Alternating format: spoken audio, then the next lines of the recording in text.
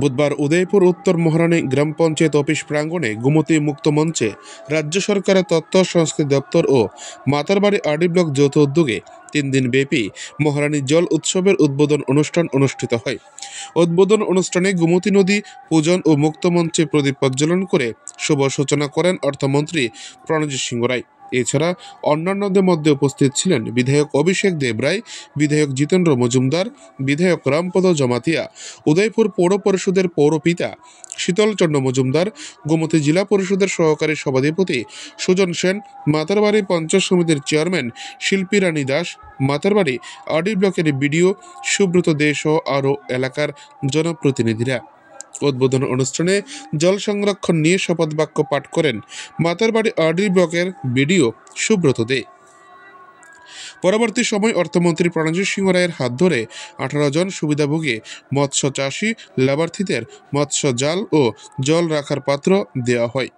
অনুষ্ঠানে অর্থমন্ত্রী প্রণজিৎ সিংহ রায় বক্তব্য রাখতে গিয়ে বলেন, জল সংরক্ষণ ও বন্যা প্রতিরোধে সচেতনতা বৃদ্ধির পাশাপাশি এই উৎসবের মাধ্যমে স্থানীয় সংস্কৃতি ও ঐতিহ্যকে নতুন প্রজন্মের কাছে তুলে ধরা হয়, যা ভবিষ্যতে সমাজের সাংস্কৃতিক সমৃদ্ধিতে সহায়ক হবে।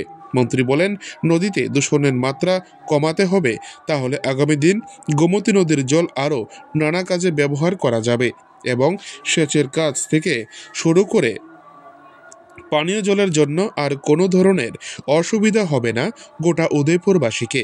অনুষ্ঠান শেষে বিভিন্ন দপ্তরের স্টলগুলি ঘুরে ফিতা কেটে পরিদর্শন করেন অর্থমন্ত্রী প্রণজিৎ সিংহ রায় সহ অতিথিবর্গরা।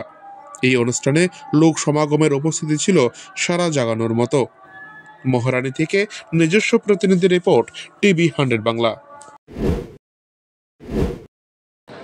রাজ্যের খ্যাতনামা শিল্পীরা এখানে অনুষ্ঠান করবেন এবং সকলকে একটা উৎসব মানে আনন্দ, উৎসব মানেই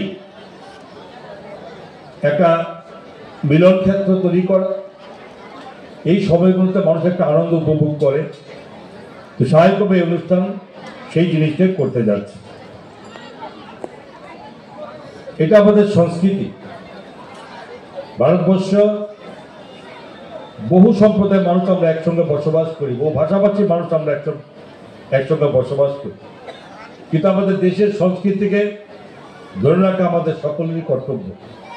আমাদের পরিচিতি, আমাদের ভবিষ্যৎ চিন্তা এবং আগামী প্রজন্মকে সেভাবে এগিয়ে নিয়ে যাওয়ার মূল মন্ত্র, মূল জিনিস আমাদের দেশীয় সংস্কৃতিকে আমাদের মর্যাদা দিতে হবে। এই যে জল উৎসবগুলি, এই সমস্তকে আমার সংস্কৃতির একটি অঙ্গ। জল উৎসবকে, জল সংরক্ষণকে বিভিন্ন নেতৃত্বরা বিশদভাবে ব্যাখ্যা করে গেছেন, আমি সেখানে বলছি না।